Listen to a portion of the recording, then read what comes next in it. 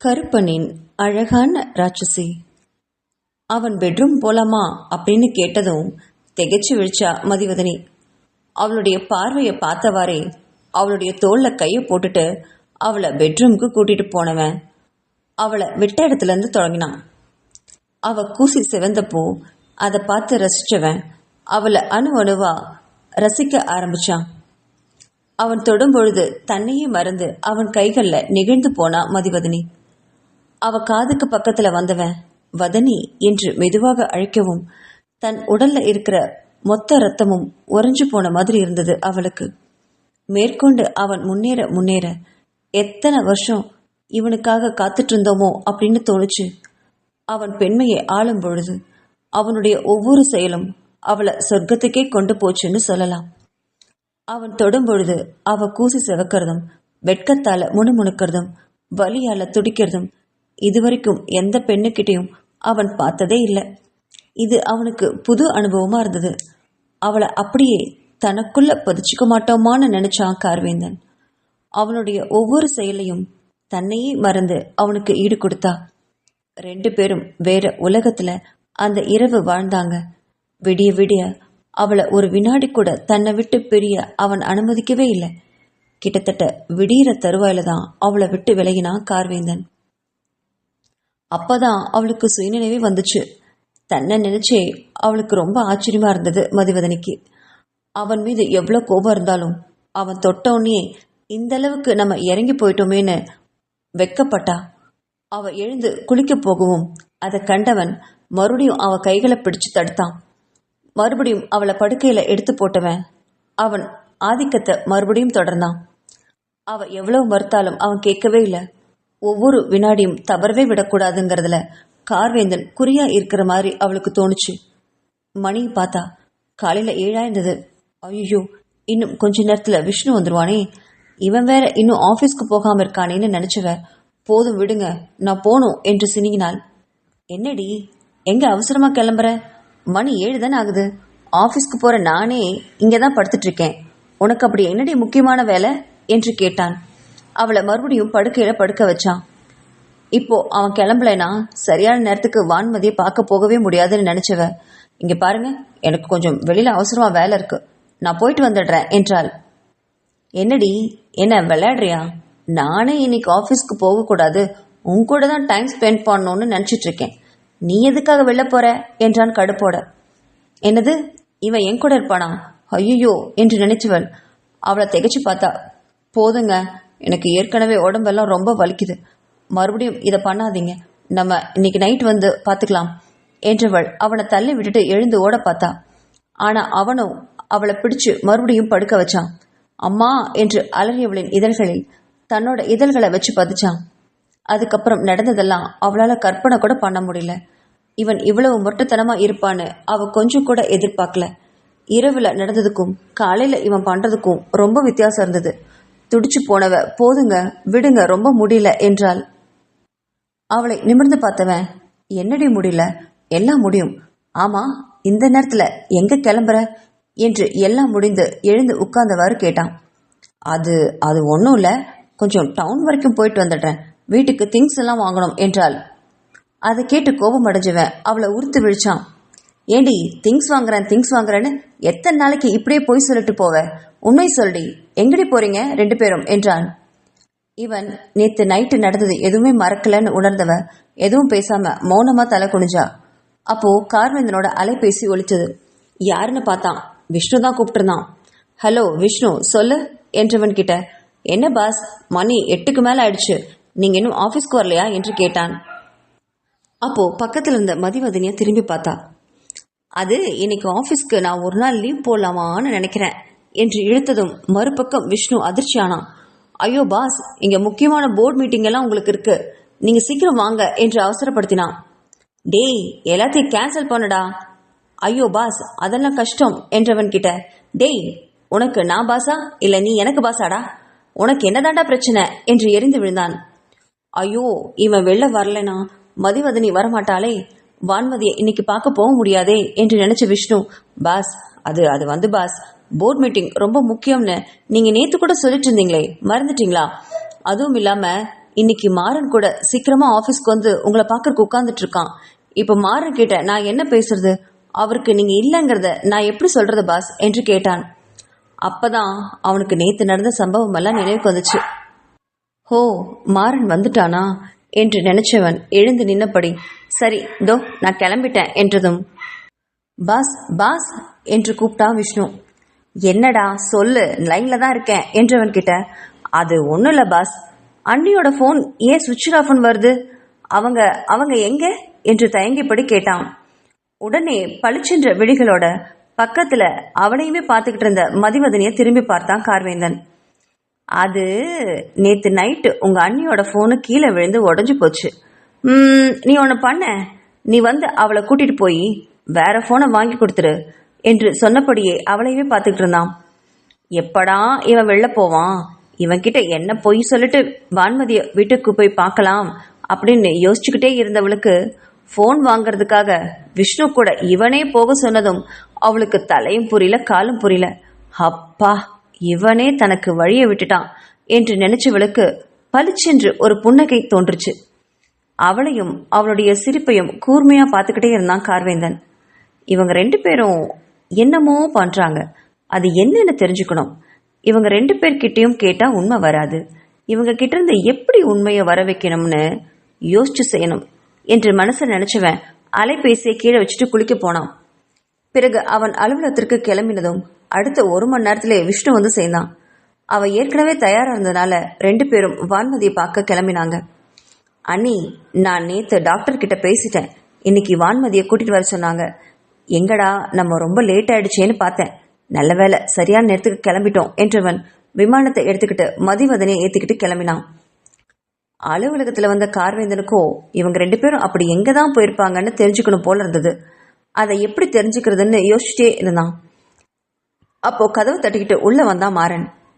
அண்ணா, இன்னைக்கு எனக்கு ஆஃபீஸ்ல என்ன வேலை? இன்னைக்கு ஏதோ போர்ட் மீட்டிங் இருக்காமா? ஆஃபீஸ்ல பிஏ சொன்னாங்க. நான் அங்க வரணுமா என்று கேட்டவன் கிட்ட அவனைவே கூர்மையா பார்த்தபடி, இல்ல மாறா, எனக்கு நீ அங்க இருக்க தேவையில்லை. மும்பையில் ஒரு மீட்டிங் அரேஞ்ச் பண்ணியிருக்கேன். அங்க இருக்கிற பிசினஸ் ஆளுங்க 5 ஸ்டார் ஹோட்டல் ஒன்றுக்கு வர சொல்லியிருக்கேன். நீ போய் அவங்கள மீட் பண்ணிட்டு வந்துடுறியா என்று கேட்டான். சரி அண்ணா என்று சொன்னவன் கிட்ட ஹோட்டல் பெயரை சொல்லி அங்க என்னென்ன பேசணும், யார் யார்கிட்ட எப்படி நடந்துக்கணும்னு விளக்கமா சொல்லி கொடுத்து அனுப்பினான். மாறன் போனதும் இவனுக்கு அலுவலகத்துல வேலை செய்யவே பிடிக்கல.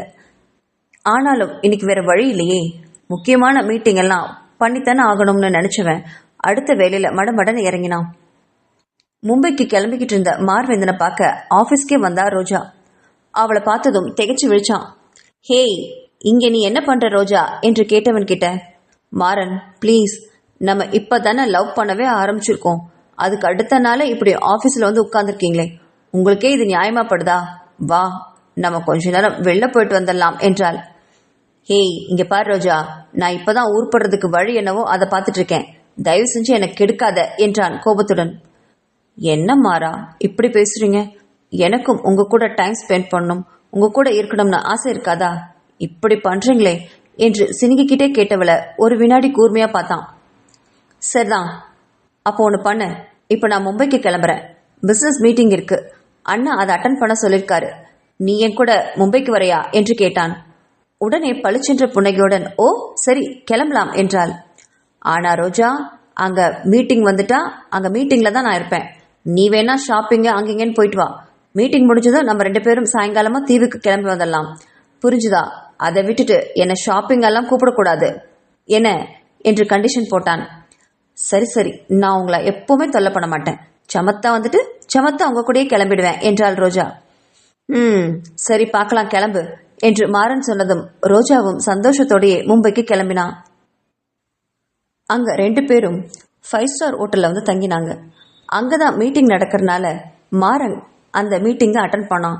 ரோஜாவோ தன்னோட ஃப்ரெண்டை பார்த்துட்டு அப்படியே ஷாப்பிங் போயிட்டு வரதா, சாயங்காலமா வரதா சொல்லிட்டு கிளம்பினான். ரோஜாவோட ஸ்கூல் ஃப்ரெண்டு சைலஜா மனநல மருத்துவமனையில ஒரு டாக்டரா பணிபுரிந்துட்டு வரா. அவளுக்கு அடுத்த மாசம் கல்யாணங்கிறனால அவளுக்கு ட்ரெஸ் எல்லாம் வாங்கணும்னு ரொம்ப நாளா ரோஜாவை கூப்பிட்டுக்கிட்டே இருக்கா. காரணம், ரோஜாவோட செலக்ஷன் எப்பவுமே நல்லா இருக்கும்னு சைலஜாவோட அபிப்பிராயம். ரோஜாவா இன்னைக்கு வரேன் நாளைக்கு வரேன்னு நாட்களை கடத்திக்கிட்டே இருந்தா. ஆனா இப்போ அவளை சந்திக்கிற வாய்ப்பு கிடைக்கவும் சரி அவளை கூப்பிட்டுக்கிட்டாவது ஷாப்பிங் போயிட்டு வந்துடலாம் என்று முடிவு செஞ்சவளா ரோஜா. அதனால மும்பையில புகழ்பெற்ற அந்த மனநல மருத்துவமனைக்கு வந்திருந்தா. அங்க சைலஜாவை பாக்குறதுக்காக வெயிட்டிங் ஹால்ல உட்கார்ந்தவ வருவோர் போவர் எல்லாம் வேடிக்கை பார்த்துக்கிட்டு இருந்தா. அப்போ அங்க ஏதோ ஒரு பொண்ணை கூப்பிட்டுக்கிட்டு மதிவதனையும் விஷ்ணுவும் வர அதை பார்த்து திகைச்சே போனான். அந்த பொண்ணு யாரு என்று உற்று பார்த்தவ அதிர்ச்சியானா. வான்மதியா இது? இல்ல இல்ல இது வேற யாரோ போல இருக்காங்க. ஆஹா இல்ல இல்ல இல்ல வான்மதி தான், அவளை மாதிரி தான் இருக்கா என்று குழப்பத்தோட அவளைவே கூர்மையா பார்த்தா ரோஜா. பேஷன்ஸ் எல்லாம் அதிகமா இருந்ததுனால அந்த கூட்டத்துல இடையில உட்கார்ந்துட்டு இருந்தா ரோஜா. அதனால இவளை அவங்க பார்க்க வாய்ப்பே இல்லை. அவங்க இப்பதான் உள்ள வந்து ஏதோ என்ட்ரி போட்டுக்கிட்டு இருந்தாங்க. அதை பார்த்தவ அதிர்ந்து போனா. வான்மதியா இது? நம்பவே முடியலையே என்று நினைச்சவ அவங்களையே பார்த்துட்டு இருந்தா. வான்மதிய மதிவதனி தோளோடு அணைச்சுக்கிட்டு வேறொரு டாக்டர் இருக்கிற கேபினுக்குள்ள போனான். கூடவே விஷ்ணுவும் போனான். இந்த மதிவதனிக்கு வான்மதியை எப்படி தெரியும்? ஏற்கனவே தெரியுமா? வான்மதி ஃபாரின்ல இருக்கிறதா எல்லாம் சொன்னாங்க. இங்க எப்படி வந்தா அவ? கூடவே விஷ்ணு எப்படி வந்தான்? அவளுக்கு ஒன்னும் புரியல. இது கார்வேந்தன் மாமாவுக்கு தெரியுமா? இப்போ என்ன பண்றது? இதை யார்கிட்ட சொல்றதுன்னு புரியாம விழிச்சுவ உடனே மாறனுக்கு கூப்பிட்டா. போர்டு மீட்டிங்ல முக்கியமா பேசிட்டு இருந்தவன் ரோஜாவோட அழைப்பை பார்த்து மனச திட்டினான். இவளை இதுக்குதான் இங்க கூட்டிகிட்டே வரதில்ல. சும்மா கால் பண்ணி தொல்லை பண்ணிட்டே இருப்பான் மனுஷனை. வீட்டுல இருன்னு சொன்னாலும் கேட்கறது கிடையாது. இப்படி என் கூட வந்து உயிரை வாங்குறா என்று நினைச்சவன் அவளுடைய போன் காலை கட் பண்ணிட்டே இருந்தான். ஆனா இப்போ மாறன் கூட அவ பேசியே ஆகணுமே, இது ரொம்ப முக்கியமான விஷயமாச்சேன்னு நினைச்சவ தொடர்ந்து கால் அடிச்சுக்கிட்டே இருந்தா. சில நிமிஷம் பொறுமையா இருந்த மாறன் போர்டு மீட்டிங் மெம்பர்ஸ் கிட்ட எக்ஸ்கியூஸ் மீன்னு சொல்லிட்டு அறையை விட்டு வெளியே வந்தவன் ரோஜாவோட காலை அட்டன் பண்ணி பேசினான். ஏய் ஏண்டி, உனக்கு என்ன தாண்டி பிரச்சனை? நான் மீட்டிங்ல இருப்பேன்னு உனக்கு தெரியாதா? இதுக்கு தாண்டி உன்னை இங்க கூட்டிகிட்டே வர்றதில்ல. உனக்கு என்ன தாண்டி வேணும்? பணம் வேணுமா? செலவுக்கு பத்தலையா என்று எரிந்து விழுந்தவன் கிட்ட, டேய் அதெல்லாம் ஒன்னுடா லூசு, நான் அதுக்காக ஃபோன் பண்ணுவேனா? நான் இப்படி ஃபோன் பண்றதுலேருந்தே உனக்கு தெரிய வேண்டாம் ஏதோ முக்கியமான விஷயம்னு? ஃபோனை எடுத்து தொலைக்க வேண்டியதுதானடா என்று மரியாதை இல்லாம ரோஜா பேசவும் மாறன் இந்த பக்கம் திகைச்சு விழிச்சான். இவ ஏதோ டென்ஷனா கோவமா இருக்கா போல இருக்கு என்று உணர்ந்தவன், சரி சரி சரி கோச்சுக்காத, சொல்லு என்ன விஷயம் என்று கேட்டவன் கிட்ட, நான் இங்க வான்மதி பார்த்தேன்டா என்றாள். அதை கேட்டு பக்கன்னு சிரிச்சா மாறன். ஹே லூசாடி நீ, வான்மதி இப்போ ஃபாரின்ல படிச்சுட்டு இருக்கா. அவளை மாதிரி வேற யாரையும் பார்த்துட்டு வளராதடி, போனவை என்றான். ஐயோ மாறா, அது வான்மதி தான். ஆனா அவளுக்கு ஏதோ மனநிலை சரியில்லை போல இருக்கு. அவளை கூட்டிட்டு மதிவதனியும் கூடவே நம்ம விஷ்ணு வந்திருக்காங்க. இங்க நான் ஹாஸ்பிட்டல் தான் இருக்கேன் என்றாள். ரோஜா சொல்றத அவனால் நம்ப முடியல. வான்மதிய தவற நினைச்சு பார்த்திருப்பா. ஆனாலும் மதிவதனியும் விஷ்ணுவும் அங்க எப்படி வந்திருப்பாங்க? இதுல ஏதோ விஷயம் இருக்கு. இவதான் உண்மைதான் சொல்றா போல இருக்கு என்று நினைச்சவன், ஆமா இப்ப நீ எங்க இருக்க என்று கேட்டான். ரோஜா அந்த ஹாஸ்பிட்டலோட பெயரை சொல்ல, சரி நீ அங்கே இரு, நான் போர்டு மீட்டிங் முடிச்சுட்டு வந்துடுறேன் என்றான். ஐயோ இப்ப அவங்க கிளம்பிட்டா நான் என்ன பண்றது என்று திருப்பி கேட்டவளிடம், சரி சரி நீ அவங்களையே கவனிச்சுட்டு, அவங்க எங்க போனாலும் நீயே கூடவே போ. நீ ஃபாலோ பண்றது அவங்களுக்கு தெரிய வேணாம். என் ஃபோன் காலை மட்டும் அட்டன் பண்ணிட்டே இரு. அவங்க எங்க போனாலும் எனக்கு மெசேஜ் பண்ணி சொல்லு. நான் இந்த போர்டு மீட்டிங்கை இன்னும் அரை மணி நேரத்துல முடிச்சுட்டு வந்துடுவேன். இதை இடையில நிறுத்திட்டு என்னால வர முடியாது, அண்ணாவுக்கு தெரிஞ்சா என் தோலை உரிச்சிடுவான் என்று பதட்டமா சொன்னான் மாறன். சரிதான், நீ முடிச்சிட்டு வா, நான் இவங்களை ஃபாலோ பண்றேன் என்றபடி ரோஜா போனை வச்சா. அதுக்கப்புறம் வெயிட்டிங் ரூம்ல உட்கார்ந்துட்டு இருந்தவ தன்னோட தோழி சைலஜாவை பார்க்கவே மறந்து போனான். அவங்க எப்ப வெளியே வருவாங்கன்னு காத்துட்டு இருந்தா ரோஜா. மருத்துவமனையில அந்த புகழ்பெற்ற மனநல மருத்துவரை சந்திக்க விஷ்ணுவும் மதிவதனியும் வான்மதியை கூட்டிட்டு போயிருந்தாங்க. அவர் வான்மதியை பரிசோதிச்சுட்டு அவளுக்கு என்ன நடந்ததுங்கிறத தெரிஞ்சுக்கிட்டாரு. சில மருந்து மாத்திரைகளை எழுதி கொடுத்தவரு வான்மதியும் விஷ்ணுவையும் நோக்கிட்டு, இங்க பாருங்க, இது அதிர்ச்சியால வந்த பாதிப்பு.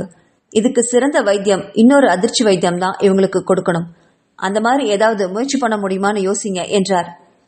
அதிர்ச்சியான சம்பவம் தான் நடந்தது, அதை ஒத்துக்கிறோம். ஆனா நீங்க சொல்றது புரியலையே டாக்டர். நாங்க அப்படி என்ன அதிர்ச்சி கொடுக்க முடியும் என்று புரியாமல் கேட்ட விஷ்ணுவை பார்த்து ஒரு வினாடி மௌனமா இருந்தாரு மருத்துவர். இங்க பாருங்க சார், அந்த பொண்ணை 2 பேரும் பலாத்காரம் பண்ணதுனாலதான் அந்த அதிர்ச்சி தாங்க முடியாம இவங்களுடைய மனநிலை பாதித்திருக்கும்னு நினைக்கிறேன். ஒருவேளை அதே மாதிரி சம்பவம் மீண்டும் நடந்தா இவங்களுக்கு சுயநினைவு வர வாய்ப்பு இருக்குல்ல என்றார். இந்த டாக்டர் ஏதாவது வளர்றாரா? அதுக்காக மறுபடியும் 2 பேரும் கொண்டு வந்து இதே மாதிரி செய்ய முடியுமா என்று மனசுல திட்டின விஷ்ணுவை பார்த்து டாக்டர் முறைச்சாரு. டாக்டர் இவன் பார்வையை பார்த்து வாய்விட்டு சிரிச்சாரு. அட சார், நான் சொல்றது கொஞ்சம் புரிஞ்சுக்கோங்க என்றவர் மதிவதனி கிட்ட திரும்பினாரு. இங்க பாருங்கம்மா, அன்னைக்கு நடந்த சம்பவம் மாதிரியே ஒரு சம்பவத்தை போலியா கிரியேட் பண்ணுங்க. அதே மாதிரி 2 பேரை கொண்டு வந்து இவங்களை பலாத்காரம் பண்ண வைக்கிற மாதிரி சீன் கிரியேட் பண்ணுங்க. அவர்கள் பாதிக்கப்பட்ட அதே இடமா இருக்கணும். அது ரொம்ப ரொம்ப முக்கியம்.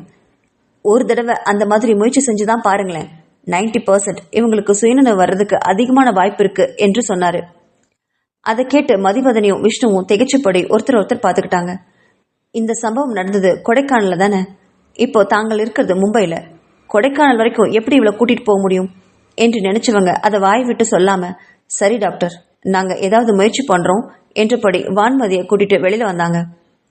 அவங்க வெளில வரதை பார்த்துக்கிட்டே இருந்தா ரோஜா. அவங்க 3 பேரும் கார்ல ஒரு இடத்துக்கு ஏறி போகவும் அந்த காரை ஃபாலோ பண்ணிட்டு அவளோட கார்ல போனான்.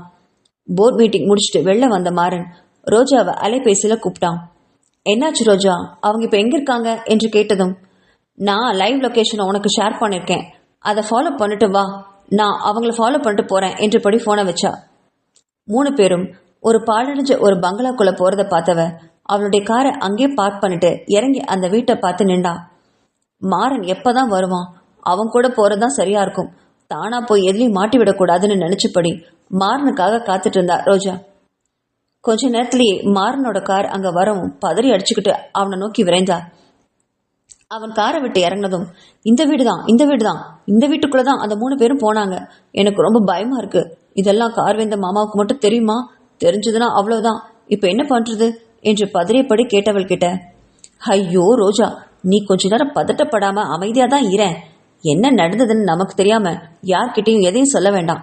இப்ப அவங்க 3 பேரும் பங்களாக்குள்ளதானே இருக்காங்க, சரி வா நம்ம போய் அவங்கள பார்க்கலாம் என்றான் மாறன். அதை கேட்டு ரோஜா அதிர்ச்சி அடைஞ்சா. வேண்டாம் வேண்டாம் மாறா, நம்ம அங்க போக வேண்டாம். ஒருவேளை மதிவதனியும் விஷ்ணுவும் வேற ஏதோ பிளான் பண்ணி வான்மதியை கடத்தி வச்சிருக்காங்களோ என்னவோ என்றால் பதறியபடி. அதை கேட்டு மாறன் கொஞ்ச நேரம் யோசிச்சான். அப்படியெல்லாம் இருக்க வாய்ப்பே இல்லை. மதிவதனி ரொம்ப நல்ல பொண்ணு, விஷ்ணுவும் கார்வேந்தனுக்கு விசுவாசமா வேலை செய்யறவன், கண்டிப்பா ரோஜா சொல்றது மாதிரி அப்படி இருக்க முடியாது என்று உணர்ந்தவன், ரோஜா அப்படியெல்லாம் எதுவும் இருக்காது, நீ வா நம்ம பாத்துக்கலாம் என்றபடி அவளுடைய கைகளை அழுத்தமா பிடிச்சிட்டு பங்களாவுக்குள்ள போனான் மாறன். அப்படி பங்களாவுக்குள்ள போன மாறனும் ரோஜாவும் திகைச்சு போய் நின்னாங்க. அங்க வான்மதிய சோஃபாவில் உட்கார வச்சபடி அவளுக்கு உணவு ஊட்டிக்கிட்டு இருந்தா மதிவதனி. விஷ்ணு அவங்கள பார்த்தபடியே உட்கார்ந்துட்டு இருந்தான். மாறனும் ரோஜாவும் உள்ள போனதும் அந்த காட்சியை ஒரு நிமிஷம் மௌனமாவே பார்த்தாங்க. ரோஜாவுக்கு அப்பா நினைச்சது தப்புன்னு புரிஞ்சுது. கடத்தி கொண்டு வந்தவங்க இப்படி அன்பா பாத்துக்க மாட்டாங்க அப்படின்னு உணர்ந்து அங்க வேற ஏதோ பிரச்சனைன்னு நினைச்சவ அமைதியா அதை பார்த்தா. திடீர்னு இங்க என்ன நடக்குது, வான்மதிக்கு என்னாச்சுன்னு எனக்கு கொஞ்சம் சொல்றீங்களா என்ற கேட்ட குரல்ல மதிவதனியும் விஷ்ணுவும் தூக்கி வாரி போட்டுக்கிட்டு திரும்பி பார்த்தாங்க. அங்க அரை வாசல்ல மாறனும் ரோஜாவும் நின்றுட்டு இருந்ததை பார்த்து அவங்களால நம்பவே முடியல. இவங்க எப்படி இங்க வந்தாங்க என்று நினைச்சு 2 பேரும் பயத்தோட எழுந்து நின்னாங்க. அதை கண்ட மாறன், என்ன மதி இதெல்லாம், எனக்கு ஒன்றும் புரியலையே, வான்மதி ஃபாரினுக்கு போயிட்டுதா இளமதி அக்கா சொன்னாங்களே, ஆனா நீங்க என்ன வான்மதியை இங்க கொண்டு வச்சிருக்கீங்க, பார்த்தா அவங்க சொன்னதெல்லாம் பொய்யா, இல்ல அவங்களுக்கு தெரியாம இது நடக்குதா, வான்மதி எப்படி ஏன் சுயநினைவே இல்லாம இருக்கா, அவளுக்கு என்னதான் நடந்துச்சு என்று புரியாம கேட்டான். விஷ்ணுவும் மதிவதனியும் எதுவும் சொல்லாம மௌனமா இருக்கிறத பார்த்து மாறனுக்கு எரிச்சல் வந்தது. இப்ப நீங்க 2 பேரும் உண்மையை சொல்ல போறீங்களா, இல்ல நீங்க 2 பேரும் இங்க வந்திருக்கிறத பத்தி நான் கார்வேந்தன் அண்ணா கிட்ட போன் பண்ணி சொல்லவா என்று சொன்ன போது அவன் பாக்கெட்ல இருந்து போனை எடுத்தான். அதை கண்ட விஷ்ணுவும் மதிவதனியும் பதி போனாங்க. வேணாம் வேணாம் என்று சொல்லிட்டு அங்கிருந்த தாராவை கூப்பிட்டு வான்மதியை ஒப்படைச்சா மதிவதனி. இவளுக்கு மாத்திரை கொடுத்து நீ தூங்க வச்சுடு தாரா என்று சொன்ன மதிவதனி மாறனையும் ரோஜாவையும் திரும்பி பார்த்தா. பிறகு 2 பேரையும் வந்து உட்கார சொன்னா. அவங்க உட்கார்ந்ததும் நடந்த விஷயங்களை ஒவ்வொன்றா சொல்ல ஆரம்பிச்சா. அதை கேட்டு மாறனுக்கும் ரோஜாவுக்கும் அதிர்ச்சி மேல அதிர்ச்சியா இருந்தது. அப்பப்பா, வான்மதிக்கு எவ்வளவு கொடுமை நடந்திருக்கு, இது எதுவுமே அவங்களுக்கு தெரியாம போயிடுச்சே என்று நினைச்சு ரொம்ப வருந்தினாங்க. மாறன் ரொம்ப விரக்தியான ஒரு புன்னகையை உதிர்த்தான். கார்வேந்தன் அண்ணாவுக்கு எப்பவுமே எங்களை கண்டா இலக்காரம் தான், நாங்களும் அவங்க குடும்பத்தை சேர்ந்தவங்கன்னு நினைச்சிருந்தா இதெல்லாம் எங்க கிட்ட சொல்லியிருப்பாங்க இல்லையா நாங்க வேற்று ஆளுன்னு நினைச்சிட்டார் போல இருக்கு என்றான் கண்களில் நீரோட. அதை கண்டு மதிவதனி ரொம்ப வருத்தமா பட்டா. மாறன், உங்க அண்ணா பத்தி தப்பா நினைக்காதீங்க. அவரோட நிலைமையிலிருந்து யோசிச்சு பாருங்க. வான்மதியோட விஷயத்த சொல்ல வேண்டாம்னு அவர் நினைச்சிருப்பாரு. இன்னும் கல்யாணம் ஆக வேண்டிய பொண்ணு இல்லையா? அவளுடைய வாழ்க்கை ரொம்ப முக்கியம். அது மட்டும் இல்ல, இதை சொல்லி உங்க அமைதியையும் நிம்மதியும் கெடுக்க வேண்டாம்னு கூட நினைச்சிருப்பாரு என்று வெகுவா பேசி மாறனை சமாதானப்படுத்தினா. ரோஜாவோ இதெல்லாம் கேட்டுட்டு எதுவும் பேசாம மௌனமா இருந்தா. தன்னோட வீட்டுல தான் குடும்பத்துல எத்தனை அசம்பாவிதங்கள் நடந்திருக்கு, இது எதுவுமே தெரியாம கார்வேந்தனை தன்னை கல்யாணம் பண்ணிக்க சொல்லி இத்தனை வருஷம் எவ்வளவு துன்பப்படுத்திருப்பா. அவனுக்கு எவ்வளவு கஷ்டங்களை கொடுத்திருப்பா. ஏற்கனவே வான்மதி விஷயத்துல துவண்டு போய் இருந்தவனை தன் பங்குக்கு அவனை எவ்வளவு வேதனைப்படுத்திருப்பான்னு நினைச்சவளுக்கு குற்ற உணர்வு தாங்க முடியாம கண்ல இருந்து தண்ணி வந்துச்சு. என்ன மன்னிச்சிடு மதிவதனி என்றால் மெதுவான குரல்ல. ரோஜா பேசுனதை கேட்ட மதிவதனிக்கு அவளை பார்க்கவே பாவமா இருந்தது. எழுந்து வந்து ரோஜாவோட கைகளை இறுக்கமா பிடிச்சுக்கிட்டா. ரோஜா, போனது போகட்டும், பழசெல்லாம் மறந்துடு. இனி நம்மளுடைய ஒன்னே ஒரு குறிக்கோள், வான்மதியை எப்படியாவது பழைய நிலைமைக்கு கொண்டு வந்துடணும். அதுக்கு ஏதாவது வழி இருந்தா சொல்லுங்க என்று கேட்டாள். அதை கேட்டு மாறன் யோசிச்சான். ஆமா மதி, நானும் அதை பத்தி தீவிரமா யோசிச்சுதான் இருக்கேன். டாக்டர் சொன்ன மாதிரி வான்மதியை கொடைக்கானலுக்கு கூட்டிட்டு போயிடலாமா? அங்க வச்சு நம்ம ஏதாவது ஒரு பிளான் பண்ணலாம் என்றான். அதை கேட்ட விஷ்ணுவுக்கு தலையிலே அடிச்சுக்கலாம் போல இருந்தது. என்ன மாறன், பாஸ் பத்தி தெரியாம ஏதேதோ உளற. நாங்க இங்க வர்றதே அவருக்கு தெரியாது. அதுவும் காலையில வந்துட்டு சாயங்காலம் போயிடுறோம். அப்படி இருந்தும் பாஸுக்கு எங்க மேல இப்ப சந்தேகம் வந்திருக்கு. அதையே எப்படி சமாளிக்கிறதுன்னு தெரியாம முழிச்சிட்டு இருக்கோம். இதுல வான்மதியை கூட்டிட்டு கொடைக்கானலுக்கெல்லாம் எப்படி போக முடியும்? அங்க போயிட்டு வர்றதுக்கே எப்படியாவது ஒரு வாரமாவது ஆகும். அந்த ஒரு வாரத்தை எப்படி சமாளிக்கிறது? என்னன்னு பொய் சொல்லிட்டு எல்லாரும் போறது என்றான் விஷ்ணு. மாறனும் அதை பத்தி யோசிச்சான். ரோஜாவும் என்ன பண்றதுன்னு தெரியாம குழம்பினா. இப்படி ஆளாளவுக்கு யோசிச்சுட்டு இருக்கும்போது வான்மதி அவளுடைய அறையில பலமா அலறுவது கேட்டது. உடனே அதிர்ந்து போனவங்க ஓடி போய் அவளோட அறையை பார்த்தாங்க. அவ கையில இருந்த பொம்மைய தாரா வாங்கினதுனால அவ கத்துறா. அதை உணர்ந்த மதிவதனி தாரா கையில இருந்த பொம்மைய வாங்கி வான்மதி கையில கொடுத்தா. உடனே அமைதியானவ அழுதுகிட்டே போய் படுத்துட்டா. இதையெல்லாம் பார்த்துக்கிட்டே இருந்த ரோஜாவுக்கு மனசெல்லாம் ரொம்ப சங்கடமா இருந்தது. தான் கூட வளர்ந்தவ, ஒரே வீட்டுல பழகினவ, ஒரே குடும்பத்தை சேர்ந்தவ வான்மதிய சின்ன வயதுல இருந்து அவ பார்த்துக்கிட்டு தான் இருக்கா. அவ செய்யற சின்ன சின்ன தப்புகளை ரோஜா கண்டுக்காம இருந்தது இன்னைக்கு எவ்வளவு பெரிய தப்பா முடிஞ்சிருச்சுன்னு ரொம்ப வருத்தப்பட்டா. அவளுக்கு நல்லா தெரியும் வான்மதியோட குணத்தை பத்தி. சின்ன வயசுல இவ்வளவுமே அதை பார்த்திருக்கா. ஆனா அதையெல்லாம் அப்ப அவ பெருசா எடுத்துக்கவே இல்லை. சின்ன வயசுல இருந்தே வான்மதிய ரோஜாவை பார்த்துக்கிட்டு தான் இருந்தா. அரண்மனையில இருக்கும்போது உறவினர்கள் எல்லாருமே அவளுக்கு மட்டும்தான் சொந்தம்னு நினைப்பா. அவ கூட மட்டும்தான் பேசணும்னு நினைப்பா. கார்வேந்தன் மாமா தன்கிட்ட ஒரு வார்த்தை பேசினாலும் அவளுக்கு சுத்தமா பிடிக்காது. தன் மாமன் தனக்கு மட்டும்தான் நினைப்பா. சரி, மாமனைத்தான் அப்படி நினைக்கிறான்னு பார்த்தா அவ அம்மா கிட்டயும் அவ அப்படிதான் நடந்துப்பா. இளமதி எப்பவாவது ரோஜாவை தூக்கி மடியில வைக்கும் போதெல்லாம் அவளை வந்து இறக்கி விட சொல்லி கத்துவா, தன்னை தூக்க சொல்லுவா. இதெல்லாம் சின்ன பிள்ளைத்தனம்னு அன்னைக்கு நினைச்சிருந்தோம். இளமதி கிட்டையும் கார்வேந்தன் கிட்ட மட்டும் அவளுடைய போட்டியும் பொறாமையும் இருந்ததில்ல. அரண்மனையில் இருக்கிற பாட்டி, தாத்தா, சித்தி, சித்தப்பா, அத்தை, மாமா எல்லா உறவுகளுக்குமே தனக்கு மட்டும்தான் சொந்தம்னு நினைப்பா. ரோஜா முதல்ல வான்மதி கிட்ட பழகும்போது அவளுடைய குணம் சுத்தமா புரியல. ஆனா நாளாக நாளாக அவளுடைய குணம் புரியும் பொழுது முழுவதுமா வான்மதியை வெறுத்தவேன்னு சொல்லலாம். கார்வேந்தன் தனக்கு மட்டும்தான் சொந்தம்னு பேசிட்டு இருந்தனாலும் என்னவோ ரோஜாவுக்கும் கார்வேந்தன் தாய் மாமாங்கிறது அவங்க அம்மா சொல்லி தெரிஞ்சுது. வான்மதிக்கு போட்டியா ரோஜாவும் களம் இறங்கினா. வான்மதி சின்ன வயதிலிருந்தே தந்தையை இழந்தவங்கிறனால அனைவர்கிட்டையும் பாசம் வான்மதிக்கு கட்டுக்கடங்காமல் எந்த தடையுமே இல்லாம கிடைச்சது. ஆனா ரோஜாவுக்கு அப்படி இல்லை. அவளுக்கு கிடைக்கிற அவ்வப்போது பாசத்தை கூட அவ வந்து கெடுத்தா. இதெல்லாம் ரோஜாவுக்கு பொறாமையை உண்டு பண்ணுச்சு. எத்தனையோ முறை அப்பா இல்லாத பொண்ணுன்னு விட்டு கொடுத்துருக்கா. ஆனா கார்வேந்தன் விஷயத்துல மட்டும் அவளால விட்டு கொடுக்கவே முடியல. அதனாலேயே கார்வேந்தன் தனக்கு தான் வேணும்னு நினைச்சா ரோஜா. அது காதல் இல்லைன்னு மாறனை காதலிச்சதுக்கு அப்புறம் தான் தெரிஞ்சுக்கிட்டா. இப்படி பழைய விஷயங்களை அசை போட்டுட்டு இருந்த ரோஜாவை பக்கத்துல இருந்த மாறன் உலுக்கினான். ஹேய் ரோஜா, ஏய் ரோஜா, அப்படி என்ன முடிச்சுட்டு நிக்கிற? வா, வீட்டுக்கு போலாம், டைம் ஆச்சு பாரு என்றான் மாறன். அவன் கைகளை விலக்கி விட்ட ரோஜா, கொஞ்சம் பொறு மாறன், இதோ போலாம் என்றவள் மதிவதனியும் விஷ்ணுவையும் திரும்பி பார்த்தா. நான் உங்களை அந்த ஹாஸ்பிட்டல்ல பார்த்தேனே, அந்த ஹாஸ்பிட்டல்ல என்னோட ஃப்ரெண்டு சைலஜா வேலை பார்க்கறா. அவளுக்கு அடுத்த மாசம் கல்யாணம். அந்த கல்யாணம் எங்க நடக்குது தெரியுமா? கொடைக்கானல்ல என்றதும் எல்லாருடைய பார்வையும் ரோஜாவை திகைச்சபடி பார்த்தது. அந்த கல்யாணத்துக்கு எப்படியும் சைலஜா என்னை இன்வைட் பண்ணுவா. அதை காரணமா வச்சுக்கிட்டு நம்ம கார்வேந்தன் மாமா கிட்ட போய் சொல்லிட்டு வான்மதியை கூட்டிட்டு போயிடலாமா என்று கேட்டதும் எல்லாத்தோட முகத்திலையும் ஒரு பல்ப் எரிஞ்சுது. ஏதோ தங்களுக்கு வழி கிடைச்சது மாதிரி நினைச்சாங்க. ஆனா வான்மதிய ஒரு வாரத்துக்கு ஒரு தடவை இங்க வந்து பாக்குற கார்வேந்தனையும் இளமதியும் எப்படி சமாளிக்கிறது? வான்மதியை கூட்டிட்டு போனா நம்ம அந்த சமயத்துல மாட்டிக்குவோமே என்று கேட்டு நிறுத்தினா மதிவதனி. இவங்க போடுற பிளானை எல்லாம் ஒரு ஓரத்துல நின்று கேட்டுக்கிட்டு இருந்தா தாரா.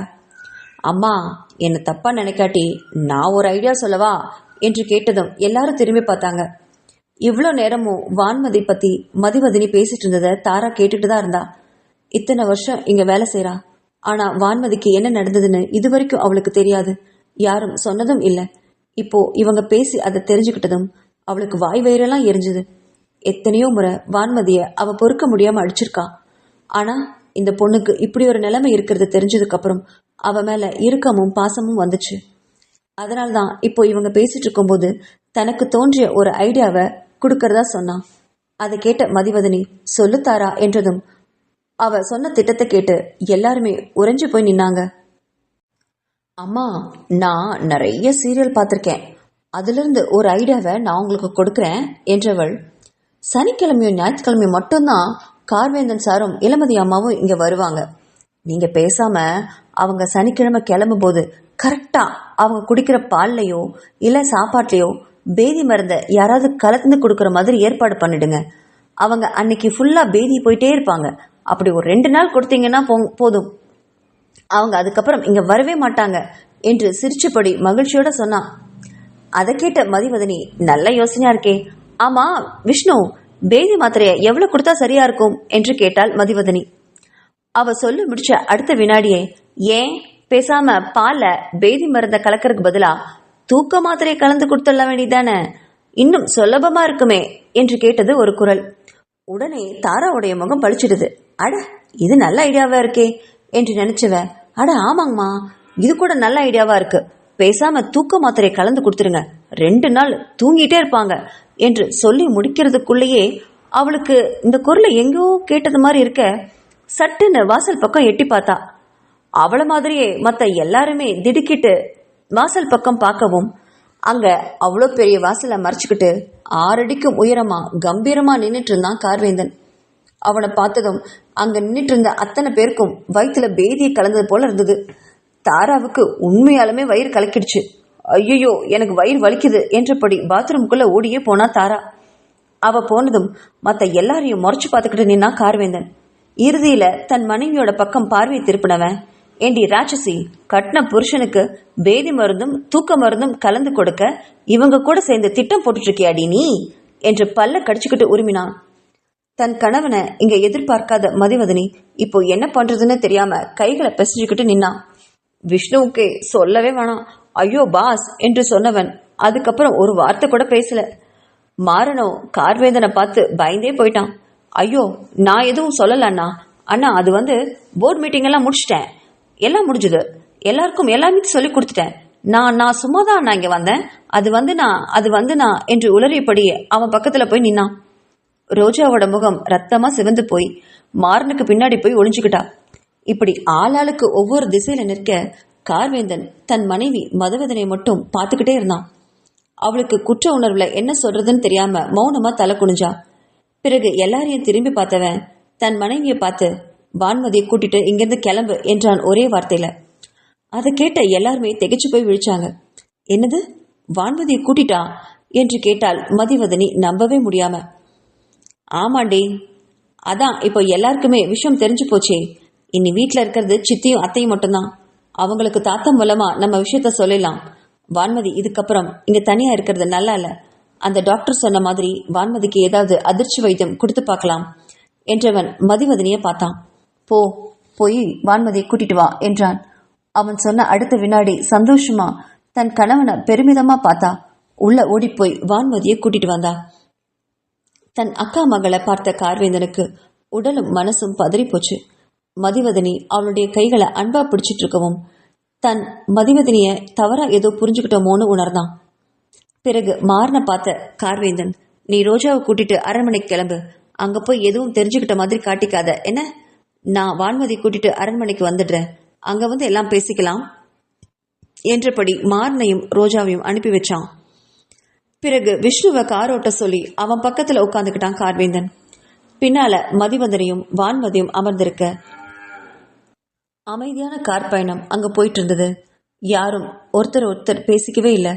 வான்மதி மட்டும் கையில இருந்த பொம்மையோட எதோ பேசிட்டு வந்தா. கார்ல அவளுடைய சத்தம் மட்டுமே கேட்டுட்டு இருந்தது. எல்லாருடைய மனமும் ஏதோ ஒரு மோன நிலையில இருந்தது. கார்வேந்தனுக்கு வான்மதியை இனி எப்படி குணப்படுத்தலாங்கிறதெல்லாம் கவனம் இருந்துச்சு. விஷ்ணுவுக்கோ இனி வான்மதிய கார்வேந்தன் பொறுப்புல எடுத்துப்பான், அவளை இனி எப்படி பாக்குறதுன்னு தயக்கம் இருந்தது. மதிவதனிக்கோ கார்வேந்தனுக்கு எல்லா விஷயமும் தெரிஞ்சு போய் வீட்டுல இனி என்னென்ன மண்டகப்பிடியெல்லாம் தனக்கு காத்திருக்கிறதோன்னு நினைச்சா. இப்படி ஆளாளுக்கு ஒவ்வொன்னு நினைச்சிட்டு இருந்தாங்க. அரண்மனைக்கு வான்மதியை கூட்டிட்டு வந்ததும் அங்கிருந்த செம்பாவைக்கும் செல்வமதிக்கும் அது ரொம்ப பெரிய அதிர்ச்சியா இருந்தது. பார்வேந்தனுக்கு கோபமும் ஆத்திரமும் சேர்ந்தே வந்தது. தன் அண்ணனோட பேத்திக்கு இந்த மாதிரி ஒரு நிலைமை வந்ததை தங்கிட்ட யாரும் சொல்லலையேங்கிற கோபமும் வருத்தமும் அவருக்கு இருந்தது. வானரசனுக்கும் மனசு ரொம்ப கஷ்டமா இருந்தது. தன்னை வேற்று ஆளா மாப்பிள்ளையா நினைச்சதுனாலதான் வான்மதிக்கு நடந்ததை யாருமே என்கிட்ட சொல்லல போல இருக்குன்னு நினைச்சு வருந்தினாரு. செல்வமதி வான்மதியை கட்டி பிடிச்சிட்டு அழுதா. என்னதான் அவளுக்கு அவளுடைய அம்மா இளமதியை பிடிக்காம போனாலும் வான்மதிய அவள் என்னைக்குமே வெறுத்ததே இல்லை. கார்வேந்தனுக்கு தன் பெண்ணு ரோஜாவை கல்யாணம் பண்ணி வைக்கிற முயற்சியில வான்மதி தடையா இருக்கான்னு அவ மேல சின்ன கோபம் இருந்ததே, அதை தவிர வேற எதுவுமே இல்லை.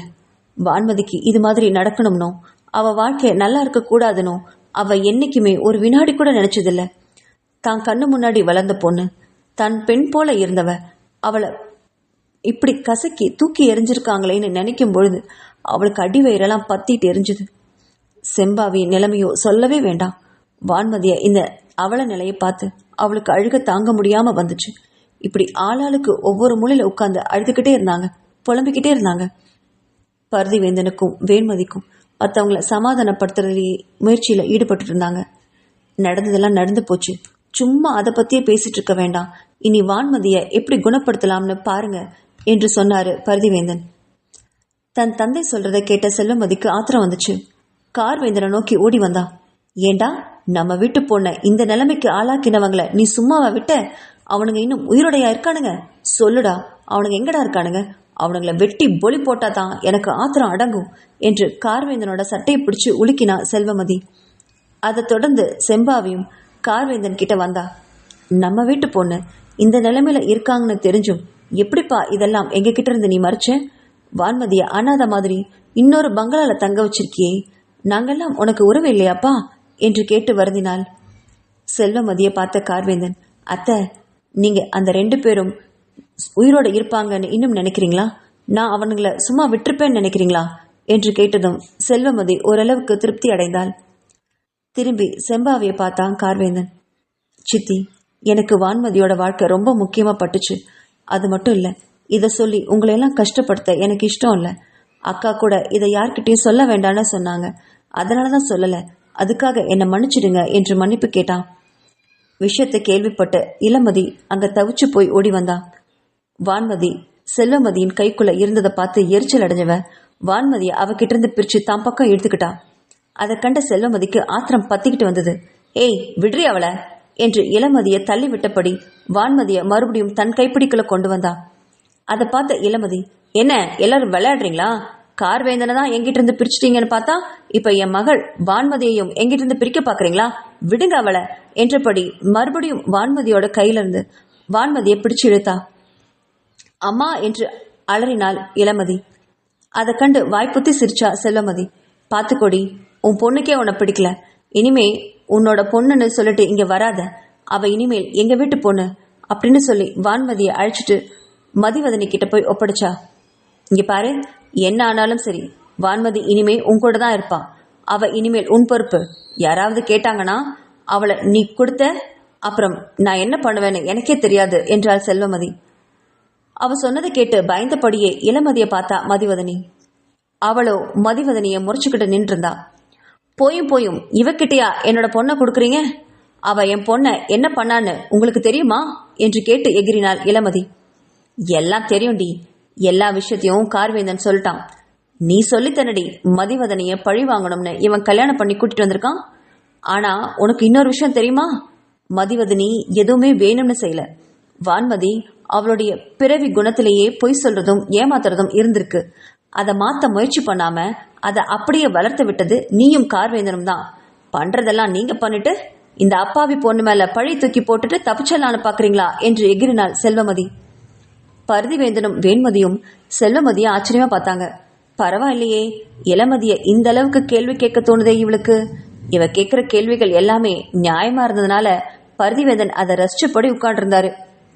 செம்பாவிக்குமே இளமதி பண்ணது சுத்தமா பிடிக்கல. அவகிட்ட வந்து நின்ன செம்பா, ஏன் இளமதி, இத்தனை விஷயம் நடந்திருக்குல்ல, எங்க கிட்ட ஒரு வார்த்தை சொல்லணும்னு உனக்கு தோணவே இல்லையா? அப்படி நாங்க வேற்று ஆளா உனக்கு போயிட்டோமா என்று வருத்தமான குரலை கேட்டா. அதை கேட்டு இளமதி ஒரு வினாடி குற்ற உணர்வுல தலை குனிஞ்சு நின்னா. செம்பாவை அப்படி கேட்டதும், இல்ல சுத்தி, அந்த மாதிரியெல்லாம் எதுவும் இல்லை. வான்மதிக்கோட நல்லதுக்காக தான் இதெல்லாம் யார்கிட்டயும் சொல்லாம மறைச்சேன் அப்படின்னு சொன்னவ சுத்தியும் நின்னவங்கள பார்த்தா. அங்க சம்மந்தமே இல்லாம விஷ்ணு நின்று இருக்கத பார்த்தவளுக்கு கோபம் ஜாஸ்தியா வந்துச்சு. ஆமா, இவன் யாரு? கேவலம் ஒரு வேலைக்கார. இவனை இந்த நடு வீட்டுல நிக்க வச்சு நீங்க எல்லாம் என்ன பண்ணிட்டு இருக்கீங்க? என் பொண்ணோட விஷயத்த நீங்க எல்லாம் பேசுறீங்க சரி, இவன் எதுக்காக என் பொண்ணோட விஷயத்துல தலையிடணும்? நான் இல்லாதப்போ இந்த ராட்சசிய கூட்டிட்டு எதுக்காக என் பொண்ணை பாக்குறதுக்கு அந்த பங்களாவுக்கு இவன் போகணும்? இவனுக்கு என் பொண்ணுகிட்ட என்ன உரிமை இருக்கு என்று காட்டு கத்தலா கத்தினா விஷ்ணுவை பார்த்து இளமதி. அதை கேட்ட விஷ்ணுவோட முகம் கருத்து போச்சு. அவமானத்துல தலை குனிஞ்சு நின்னான். அதை கேட்ட மதிவதனிக்கு தாங்க முடியாத வருத்தம் வந்துச்சு.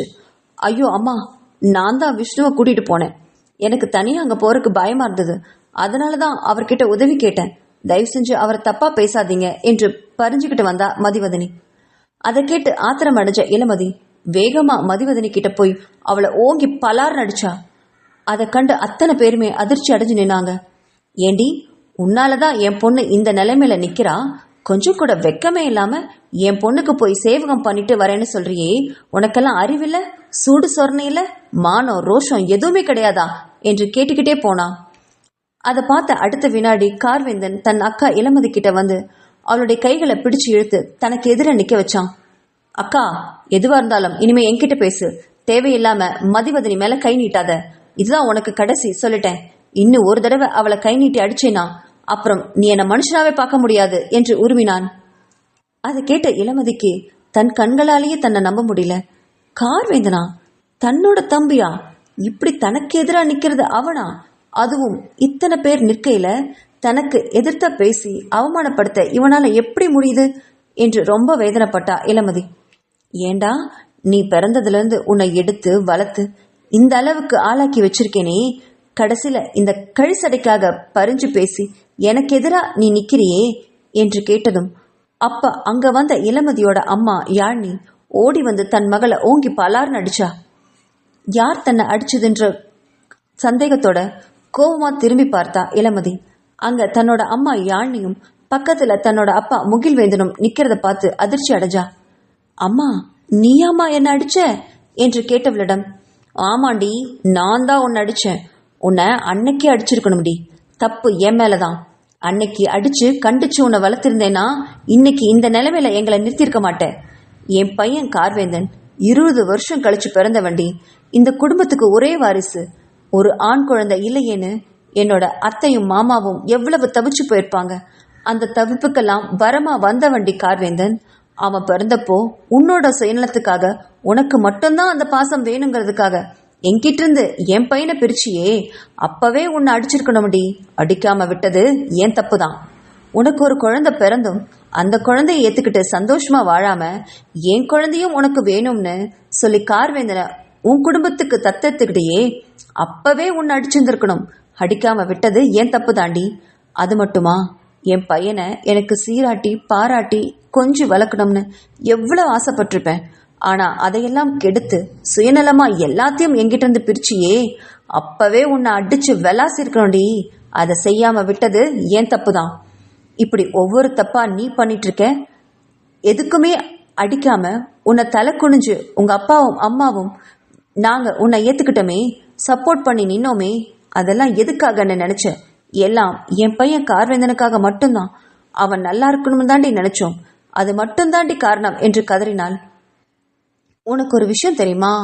உன் பொண்ணு இந்த நிலைமையில இருக்கிறதுக்கு முக்கிய காரணமே நீ மட்டும் தாண்டி என்றாள் யாழினி.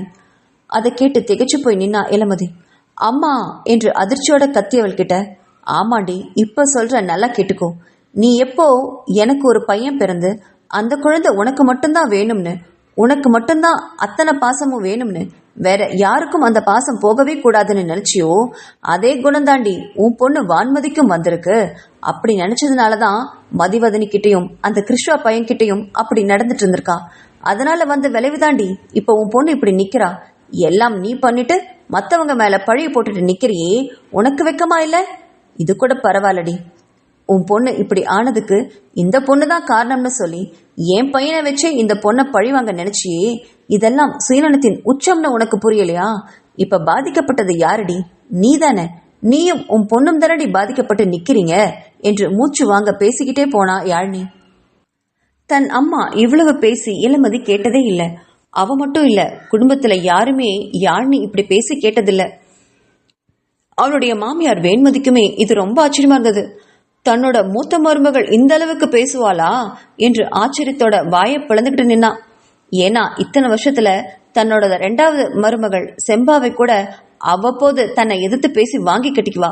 ஆனா யாழினி ஒரு வார்த்தை அவர்கிட்ட எதிர்த்து பேசினதே கிடையாது. ஏன் பேசினது கூட இல்லைன்னு கூட சொல்லலாம். யாழினி பேசிட்டே போறத விழிகள் விரிச்சு ஆச்சரியமா பார்த்தா வேண்மதி. பர்திவேந்தனுக்கு தன் பெரிய மருமகளை பார்த்து ஒரு சபாஷே போடணும் போல இருந்தது. அப்பப்பா, என்ன பேச்சு பேசிட்டா! இப்பவாவது அந்த இளமதிக்கு புத்தி வந்தா சரிதான் என்று நினைச்சபடி பர்திவேந்தன் இளமதிய பார்த்தாரு. அவ கன்னத்தை பிடிச்சுக்கிட்டு அழுதபடி நின்றுட்டு இருந்தா. அம்மா, நீ எல்லார் முன்னாடியும் என்னை இந்த அளவுக்கு அவமானப்படுத்திட்டல்ல, அப்போ என்னை விட இவங்க தான் உனக்கு முக்கியமா போச்சு, பெருசா போச்சு இல்ல என்று அழுதுகிட்டே கேட்டா இளமதி. ஆமாண்டி, எனக்கு உன்னை விட இவங்க எல்லாரும் தான் வசதி, போதுமா என்று கேட்டுட்டு நிமிர்ந்தப்போ அங்க விஷ்ணு தலை குனிஞ்சு நின்றுட்டு இருந்தான். அதை கண்டவளுக்கு மனசு ஏதோ பண்ண, இந்த பாரடி, இன்னொரு விஷயமும் சொல்றேன், நல்லா கேட்டுக்கோ. என் பேத்தி வான்மதிக்கு நானே ஒரு மாப்பிளைய பார்த்துட்டேன். அது வேற யாரும் இல்ல, இந்த விஷ்ணு தான். இவன் தான் இனி உன் பொண்ணை கல்யாணம் பண்ணிக்க போறான். இதுதான் நடக்கும். இதுதான் என்னோட முடிவு. இதை உன்னால மட்டும் இல்ல, இங்க இருக்க யாராலையும் மாத்த முடியாது என்றால் கம்பீரமான குரல்ல. அதை கேட்டு மொத்த குடும்பமும் ஆடிப்போச்சு. பர்திவேந்தனுக்கு ரொம்ப ஆச்சரியமா இருந்தது. எப்படி தான் மனசுல இருந்ததை இவ கண்டுபிடிச்சு இவ்வளவு அழகா எங்க கோர்த்து விட்டுருக்கா என்று நினைச்சு பெருமைப்பட்டாரு பர்திவேந்தன். தன் அம்மா சொன்னதை கேட்ட இளமதிக்கு ஆத்திரம் தாங்கவே முடியாம வந்துச்சு. என்னோட பொண்ணுக்கு இந்த வேலைக்காரனா மாப்பிள? யார பார்த்துடி வேலைக்காரன்னு சொன்ன? என் பையன் கார்வேந்தனை இந்த விஷ்ணு எவ்வளவு முறை தன் உயிரை பணைய வச்சு காப்பாத்திருக்கான் தெரியுமா? நீ எவ்வளவு பெரிய பணக்கார மாப்பிளையா இங்க கூட்டிட்டு வந்து நிறுத்தினாலும் உன் பொண்ணை சந்தோஷமா பாத்துக்கிற பொறுமையும் நிதானமும் இந்த விஷ்ணுவுக்கு மட்டும்தான் இருக்கு. முதல்ல நீ அதை புரிஞ்சுக்கோ. இங்க இனிமே நான் சொல்றதுதான் நடக்கும். விஷ்ணு தான் உன் பொண்ணுக்கு மாப்பிள. இதை நீயே நினைச்சாலும் மாத்த முடியாது என்றால் ஒரு நிமிர்வோடு. இப்போ நீ இங்கிருந்து கிளம்பு. இனி வான்மதி என்னுடைய பொறுப்பு, எங்க எல்லாருடைய பொறுப்பு. அவளை இந்த குடும்பத்திலிருந்து நீ பிரிக்கவே முடியாது. என் மூஞ்சிலே இனிமேல் முழிக்காத. இங்க நீ வரவே வராத. கிளம்புடி முதல்ல என்று அவள் கைகளை பிடிச்சு தள்ளி விட்டா யாழினி. போகும்போது அந்த மதிவதனியை திரும்பி திரும்பி பார்த்து முறைச்சபடி போனா இளமதி. அவள் போனதும் யாழினிய குடும்பத்துல இருந்தவங்க எல்லாருமே ஒரு ஆச்சரியத்தோட பார்த்தாங்க. ஏதோ மழை பெஞ்சு ஓஞ்சது மாதிரி இருந்தது வீடு. எல்லாரும் அமைதியோட நிக்க யாழினி மதிவதனியை பார்த்து திரும்பினா. அவ பக்கத்துல போனா. இன்னைக்கு எங்க பேத்தி வான்மதி எங்க கூடயே தூங்கட்டும். நீ நாளைக்கு வந்து வான்மதிய பகல் நேரத்துல வச்சுக்கோ. நைட் ஆனதும் எங்க கிட்ட கொடுத்துடு என்றாள். அவள் சொன்ன காரணம் மதிவதனிக்கு நல்லாவே புரிஞ்சுது. தன் கணவன் கார்வேந்தன் கூட மதிவதனி இருக்கணும்னு யாழினி ஆசைப்படுறா என்பதை உணர்ந்தவ மௌனமா தலையாட்டினபடி வான்மதிய யாழினி கிட்ட ஒப்படைச்சிட்டு கார்வேந்தன் கூட கிளம்பினா. பிறகு எல்லாரும் கலைஞ்சு செல்ல யாழினிய பரிவேந்தன் கூப்பிட்டாரு. அப்படியே விஷ்ணுவையும் பக்கத்துல கூப்பிட்டாரு. ஏமா, நீ நிஜமா மனப்பூர்வமா தான் வான்மதிக்கு விஷ்ணுவை கல்யாணம் பண்ணி கொடுக்க சம்மதிக்கிறியா என்று கேட்டார். இது உன் புருஷனுக்கும் சம்மதமா என்று தன் மகன் முகில்வேந்தனையும் பார்த்து கேட்டாரு பரதிவேந்தன். அதை கேட்ட 2 பேருமே ஒருத்தர் பார்த்து புன்னகைத்திட்டாங்க. அப்பா, உங்க மனசுல என்ன இருக்குன்னு எங்களுக்கு தெரியும். அன்னைக்கு நீங்க விஷ்ணுவை கூப்பிட்டு பேசுனீங்கல்ல, அதுக்கப்புறம் ஆதி எனக்கு ஃபோன் பண்ணாரு என்றதும் பரதிவேந்தனுக்கு நல்லாவே புரிஞ்சது நடந்தது. ஆதிதான் தான் மனசுல இருந்ததை இவங்களுக்கு சொல்லியிருப்பான்னு நினைச்சவரு பெருமையா தன்னோட மகனை பார்த்தாரு. உனக்கு ஒன்றும் வருத்தம் இல்லையே முகில்வேந்தா என்று கேட்டப்போ, இதுல என்னப்பா வருத்தம்? இன்னும் சொல்ல போனா விஷ்ணுவை விட நல்ல மாப்பிள்ளை எங்களுக்கு கிடைக்கவே மாட்டான் என்று சொல்லி விஷ்ணுவை தன் தோளோட அணைச்சுக்கிட்டாரு முகில்வேந்தன். விஷ்ணுவுக்கே சொல்லவே வேண்டாம், அவ்வளோ சந்தோஷமா இருந்தது. இனி எந்த தடையும் இல்லாம வான்மதியை அடிக்கடி இங்க வந்து பார்க்கலாம்னு நினைச்சபடி சந்தோஷமா அங்கிருந்து கிளம்பினான் விஷ்ணு. தன்னோட அறைக்கு வந்த படுத்த கார்வேந்தனுக்கு மனசுல பல யோசனை ஓடிட்டு இருந்தது. அவன் கூட வந்த மதிவதனி சமையல் அறையில இரவு உணவுக்காக சமைச்சிட்டு இருந்தா. கார்வேந்தன் படுத்தபடி காலையில நடந்த நிகழ்வுகளை மனசுல அசை போட்டுக்கிட்டு இருந்தான். காலையில இருந்தே அவனுக்கு போர்டு மீட்டிங் அது இதுன்னு நிறைய வேலை இருந்துட்டே இருந்தது.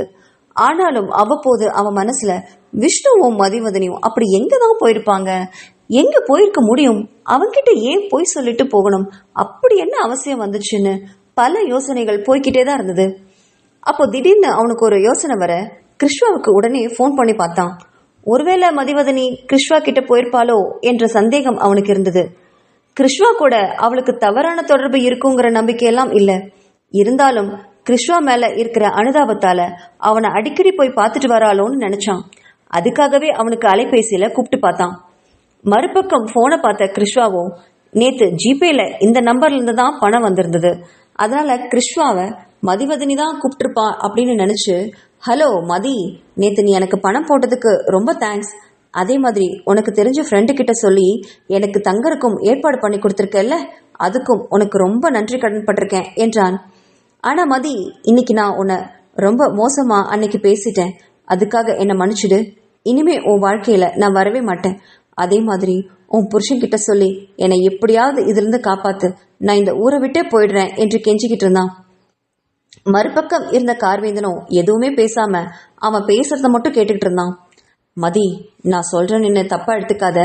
நம்ம வான்மதி விஷயத்துல அப்படி நம்ம என்ன தப்பு பண்ணோம்னு உன் புருஷன் நம்மளை இப்படி பழி வாங்குறாரு. வான்மதி தானே அடிக்கடி நம்ம கிட்ட போய் சொல்லி ஏமாத்திட்டு இருந்தா, அதை உன் புருஷன்கிட்ட எப்படியாவது சொல்லி புரிய வையேன். வான்மதி ஃபோன் பண்ணும்போது நம்ம அவ பொய் சொல்றான்னு நினைச்சு ஏமாந்துட்டோம்னு சொல்லு. இதுக்கு முன்னாடி அவன் நிறைய தடவை பொய் சொல்லி இந்த மாதிரி ஏமாத்திருக்காங்கிறத அவருக்கு எப்படியாவது சொல்லி புரியவை. எனக்காக மட்டும் இதை நான் சொல்லல மதி, உனக்காகவும் சேர்த்து தான் சொல்றேன். நம்ம 2 பேரையுமே உன் புருஷன் தப்பா புரிஞ்சிட்டு இருக்காரு என்று சொன்னவுடன் கார்வேந்தன் மனசுல ஏதோ ஒரு புரிதல் வந்தது. ஒருவேளை இவங்க 2 பேரும் எந்த தப்பும் பண்ணலையோ என்று நினைச்சான். அது மட்டும் இல்லாம மதிவதனி இவனை போய் பார்த்திருக்கவே முடியாது அப்படிங்கறது இவன் போன் பேசுறதே தெரிஞ்சுக்கிட்டான். அவன்கிட்ட எதுவுமே பேசாம போனை வச்சான் கார்வேந்தன். பிறகு தன் பிஏவை அழைச்சிட்டு கிருஷ்வாவுக்கு நல்ல ஒரு வேலையை ஏற்பாடு பண்ண சொன்னான். அவன் வாழ்க்கையில இனி நம்ம தலையிடவே கூடாதுன்னு முடிவெடுத்தான். அவன் இழந்த வாழ்க்கைய மொத்தமும் திருப்பி கொடுக்கணும்னு முடிவு பண்ணி அதுக்கு என்னென்ன வேணுமோ அத்தனையும் மடமடன்னு செஞ்சான். பிறகு மதிவதனி இப்போ விஷ்ணு கூட எங்க போயிருப்பான்னு யோசிச்சுப்படி இருந்தான். ஆனாலும் அந்த கேள்விக்கு அவனுக்கு பதில் கிடைக்கல. நாற்காலியில சுழன்றபடியே எதையோ யோசிச்சுட்டு இருந்தவன் தான் டேபிள்ல இருந்த வான்மதியோட போட்டோவை எடுத்து பார்த்தான். அவனுக்கு இது ஒரு வழக்கம். சின்ன வயசுலேருந்தே அவளை எடுத்து வளர்த்ததுனாலையோ என்னவோ அவன் முகத்தை பார்த்துக்கிட்டே இருக்கிறதுல அவனுக்கு அப்படி ஒரு தனி சந்தோஷம். இப்போ அந்த புகைப்படத்தை கையில வச்சு பார்த்தான். என்னவோ வான்மதியை நேர்ல போய் பார்க்கணும் போல தோணுச்சு அவனுக்கு. உடனே எல்லா அலுவலக வேலையும் நிறுத்திட்டு மும்பைக்கு கிளம்பினான். அங்க போனதும் அந்த வீட்டு வாசல்ல 3 கார்கள் வரிசையா நிக்கிறத பார்த்து ஆச்சரியப்பட்டான். ஒன்னு விஷ்ணுவோடது, இன்னொன்னு மாறன், இன்னொன்னு ரோஜா. இத்தனை பேரும் இங்க இருந்துட்டு என்ன பண்றாங்க? அப்படின்னா வான்மதி இங்க இருக்கிறது எல்லாருக்கும் தெரிஞ்சு போச்சா? மதிவதனியும் விஷ்ணுவும் தினமும் என்கிட்ட பொய் சொல்லிட்டு இங்கதான் வராங்களா என்று நினைச்சபடியே வீட்டு வாசல்ல நின்னவன் உள்ள அவங்க பேசிட்டு இருக்கிறத தெளிவா கேட்டான். பிறகு தான் வான்மதிய இங்க அழைச்சிட்டு வந்தான். அப்படி காலையில நடந்ததெல்லாம் மனசுல இப்போ ஆசை போட்டுட்டு இருந்தான். அப்போ உள்ள வந்த மதிவதனி, சாப்பாடு ரெடி ஆயிடுச்சு, வரீங்களா சாப்பிடலாம் என்றாள். அந்த வார்த்தையை கேட்டதும் அவளை திரும்பி பார்த்தவன், ஆமா, சாப்பாட்டுல என்ன கலக்கிருக்க? தூக்கம் வருதா இல்ல பேதி மருந்தா என்று கிண்டலா கேட்டான். இத்தனை நேரமும் நடந்த பிரச்சனையில அவன் இதெல்லாம் மறந்திருப்பான்னு அவன் நினைச்சா மதிவதனி. ஆனா அவனோ மறக்கவே இல்லையே. அவன் அந்த கேள்வி கேட்டதும் திரு திருன்னு அவனை பார்த்து முழிச்சா. அந்த பார்வை பார்த்தவனுக்கு சிரிப்பும் கோபமும் சேர்ந்தே வந்துச்சு. ஏண்டி ராட்சசி, வாய் திறந்த பதில் சொல்லி, என் சாப்பாட்டுல என்ன கலக்கி வச்சிருக்க?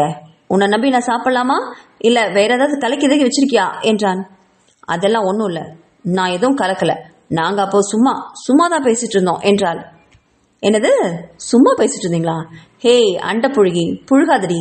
இந்த விஷயம் மட்டும் எனக்கு இன்னைக்கு தெரியலன்னு வச்சுக்கோயேன், நீ எதிர்காலத்துல கண்டிப்பா என் சாப்பாட்டுல பேதி மருந்தோ இல்ல தூக்க மருந்தோ கலந்து கொடுத்துட்டு வான்மதியை கூட்டிட்டு கொடைக்கானலுக்கு போயிருப்ப, அப்படித்தானடி என்று நக்கல் பார்வையோட கேட்டான்.